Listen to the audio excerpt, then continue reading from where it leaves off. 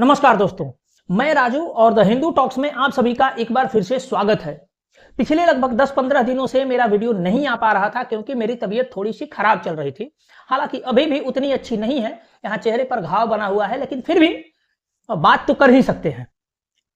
खास करके इन 10-15 दिनों के बीच में जो कांड हुए हैं, जो बातें हुई हैं इलेक्शन के दरमियान में, उनको लेकर के मैं अपना मंतव्य रखना चाहता हूं। और कुछ ऐसी चीजें हैं, कुछ ऐसे फैक्ट्स और डाटा हैं जिनके तरफ मैं आपका ध्यान आकृष्ट कराना चाहूंगा। जैसा कि आप लोगों को मालूम ही होगा कि कांग्रेस ने जब से अपना घोषणा पत्र लाया है और उसमें कुछ ऐसे टैक्सेस हैं जिनके बारे में, वेल्थ डिस्ट्रीब्यूशन के बारे में जो बातें कही जा रही हैं, उनको लेकर के हमारे देश के प्रधानमंत्री जी ने जिस तरीके से पलटवार किया है कि कांग्रेस के घोषणा पत्र में एक तरीके से जो आपकी गाढ़ी कमाई है उनको छीन करके ऐसे लोगों में बांटने की प्लानिंग है जिनके बहुत सारे बच्चे हैं, कोट अनकोट, उनको बांटने की प्लानिंग की जा रही है। और इसको मुसलमानों से जोड़ा गया, अल्पसंख्यकों से जोड़ा गया, और ये एक ऐसा माहौल बना हुआ है कई दिनों से। हालांकि इसी बीच में एक जेडीएस के 2 नेता सेक्स स्कैंडल में पकड़े गए हैं। हालांकि वो पकड़े तो नहीं गए, विदेश भाग गए हैं। उसको लेकर के हम अगले वीडियो में बात करेंगे। पहले हम बात करेंगे कि जो कांग्रेस के घोषणा पत्र में है कि वेल्थ डिस्ट्रीब्यूशन करेंगे, गरीब लोगों को अमीर लोगों से धन छीन करके उनमें डिस्ट्रीब्यूट करेंगे, ऐसा उनका कॉन्सेप्ट है।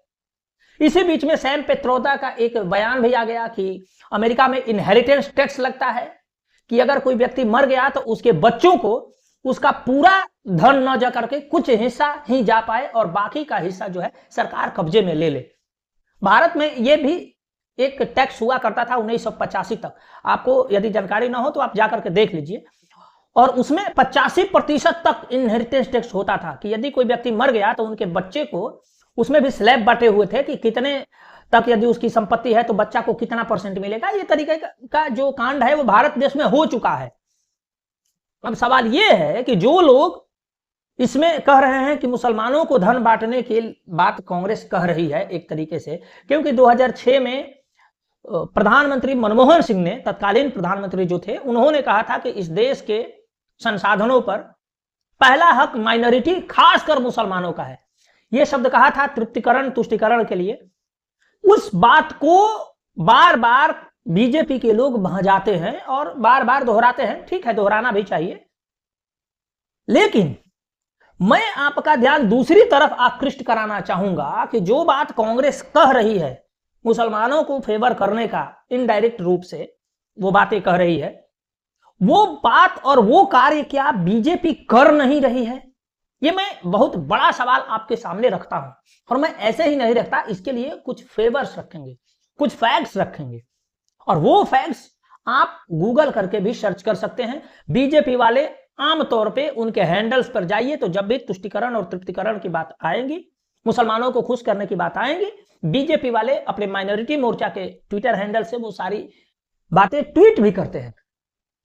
सबसे पहले हम बात करते हैं कि सच्चर कमेटी की रिपोर्ट कहती थी कि इस देश में जो रिप्रेजेंटेशन है सरकारी तबका में या जो लाभार्थी हैं उसमें मुसलमानों की संख्या कम है।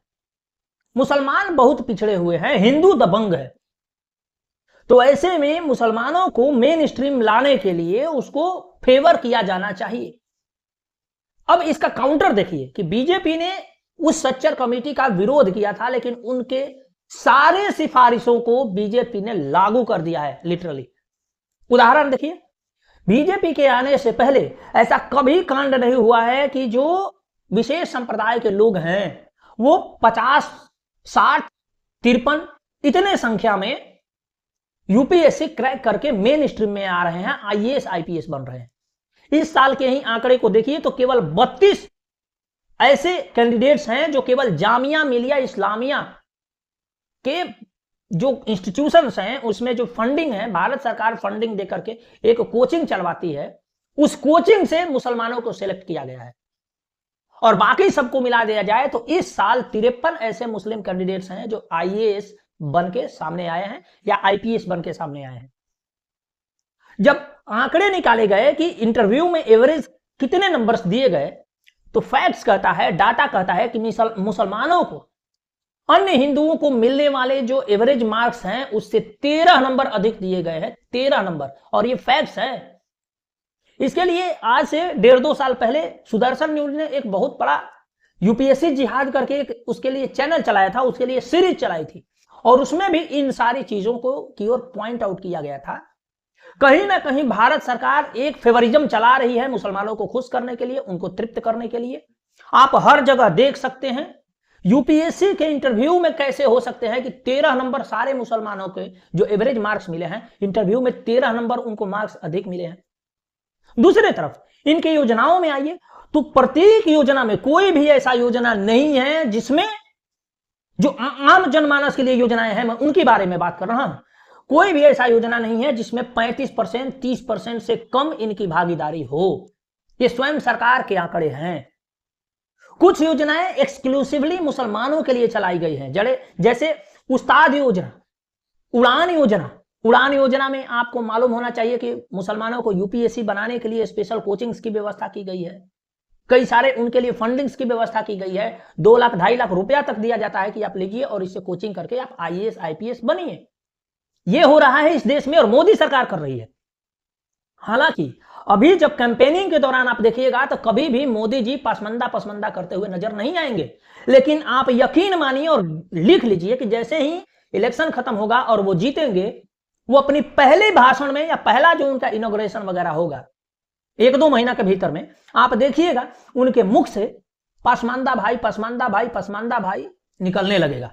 अभी चूंकि हिंदुओं से वोट लेना है तो वो हिंदुओं के लिए थोड़े अच्छे शब्द बोलेंगे और इनडायरेक्टली मुसलमानों के लिए थोड़े से रूखेपन का व्यवहार करेंगे केवल भाषा में, लेकिन जो इंप्लीमेंटेशंस हैं, जो कार्य प्रणाली है, उससे ये साबित होता है, वो दिखाता है कि ये विशेष कम्युनिटी को तृप्त करने के लिए किसी भी हद तक जा सकते हैं।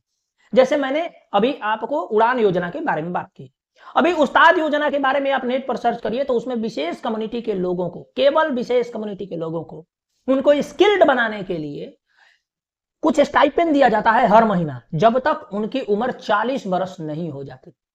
उसके बाद कन्या शगुन योजना है, कन्या शगुन योजना, जिसमें मैट्रिक इंटर करने वाली लड़कियों को स्टाइपेंड दिया जाता है, स्पेशल विशेष कम्युनिटी। और जो बाकी राज्य सरकारें अपने तरफ से देती हैं वो अलग है, ये केंद्र सरकार देती है और हिंदुओं की लड़कियों को नहीं मिलता है। ऐसा लग रहा है जैसे हिंदुओं ने बहुत बड़ा अपराध कर दिया है। तो जो बीजेपी को लोग ऐसा समझते हैं कि नहीं ये हिंदुओं के लिए काम कर रही है, नहीं भाई, ये एक्सक्लूसिवली विशेष कम्युनिटी के लिए काम कर रही है।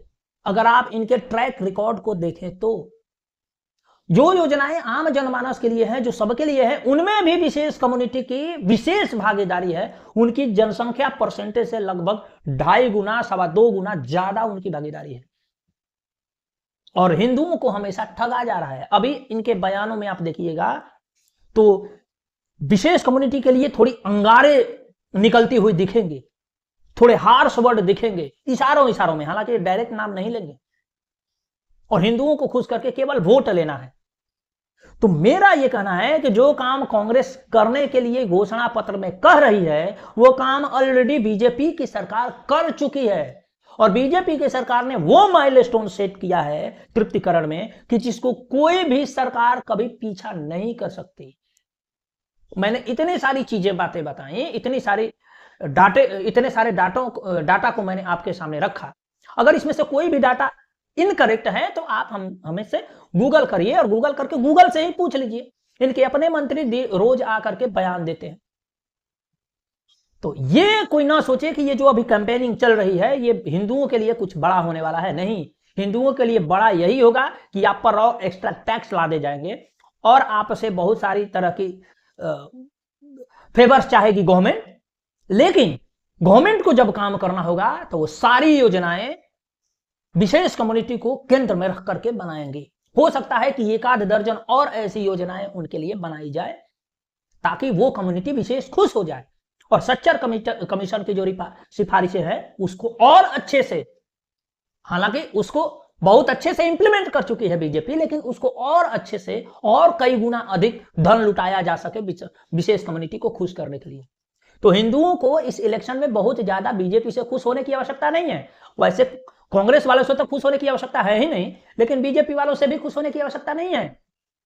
यह हिंदुओं के लिए इलेक्शन जिहाद है एक तरीके से, कि वोट हिंदुओं से लेना है और फेवर किसी और का करना है। और हिंदुओं से वोट लेने के लिए हिंदुओं के लिए अच्छे अच्छे शब्दों का प्रयोग करो और इशारों इशारों में विशेष कम्युनिटी को गालियां दो, और जैसे ही इलेक्शन जीत के आओ फिर सारे काम विशेष कम्युनिटी के लिए करो। इसी को तो इलेक्शन जिहाद कहा जाता है। आगे जब मेरा वीडियो आएगा तो उसमें बीजेपी के जो अलायंस है जेडीएस, उसके जो 2 नेता सेक्स स्कैंडल में घिरते हुए नजर आ रहे हैं, उन पर मैं अगला वीडियो लेकर आऊंगा। आशा करता हूं थोड़ी तबीयत ठीक रहेगी तो मैं जल्द ही उस पर भी अपना मंतव्य दूंगा। आप अपना विचार इस बारे में, इस विषय के बारे में कमेंट बॉक्स में लिख सकते हैं। आपका बहुत बहुत आभार। नमस्कार।